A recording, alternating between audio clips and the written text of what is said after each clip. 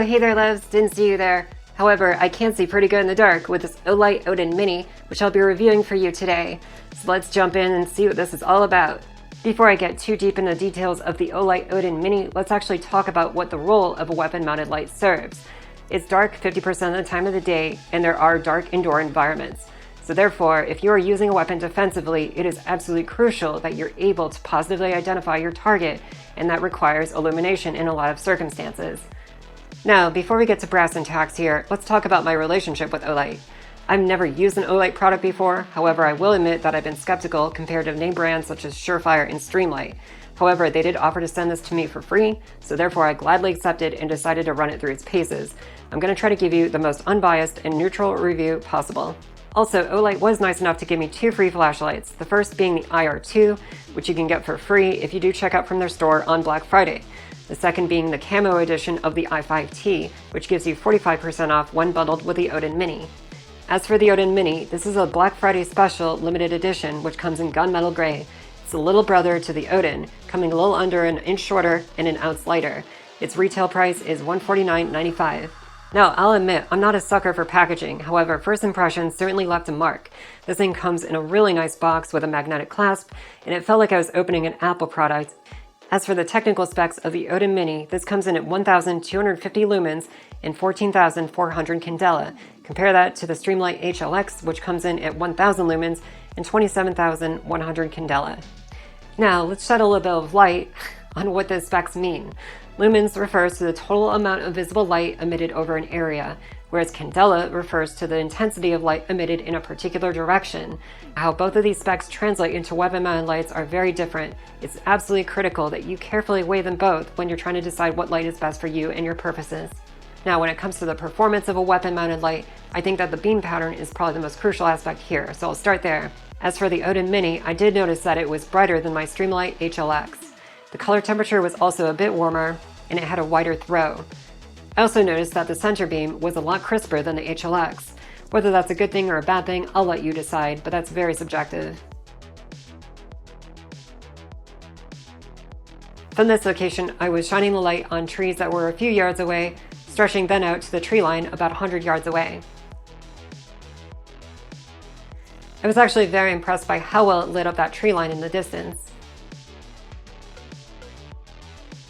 As for when the light is in hand, you can press the button down softly and you get the low power setting. If you press it in all the way, you get the high power setting. Now, if you're mounting this to a long gun, it comes with a pressure switch. Depressing that switch activates the light at maximum power. The pressure switch is attached to the light with a magnetic contact. The surrounding ring is depressed inwards to lock it in. Now, I'll admit, this mechanism is very easy and convenient to remove from the light. However, I think it's a little too easy. I would like to see a bit more of a complex and secure method of locking this thing down.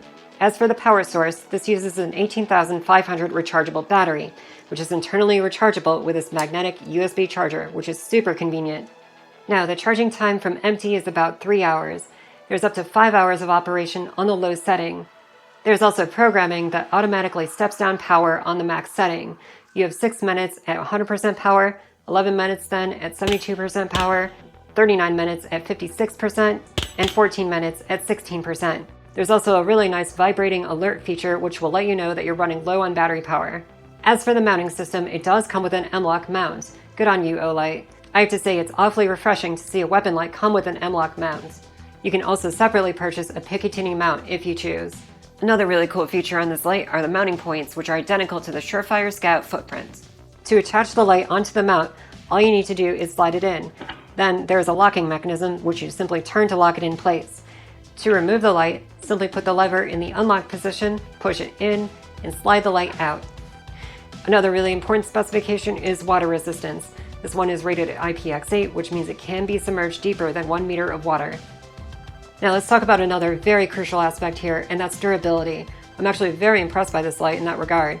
Before I even started using this light, I tossed it very high up in the air and let it hit the rocky ground below many times over and over again. It didn't even have a single hiccup.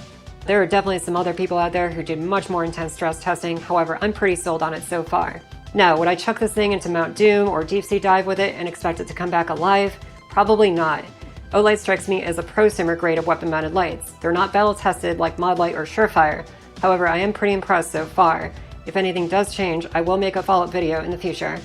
As for my final take here, I feel like this is a pretty smart little light.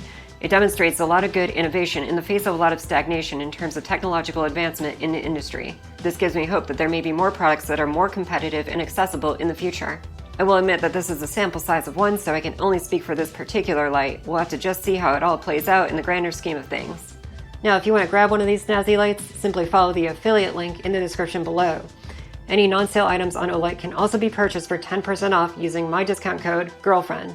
Well, that wraps up my review of the Olight Odin Mini. I hope this was insightful, and I'd love to hear other people's thoughts in the comments below. Also, be sure to like and subscribe. Hit that notification bell too. I also want to give a huge thanks to everybody on Patreon. I really appreciate your support. If you want to help contribute to this project, go to patreon.com/tacticalgf. See the end of the video for the names of my biggest contributors. And that does it. Until next time, as always, please take care. Bye!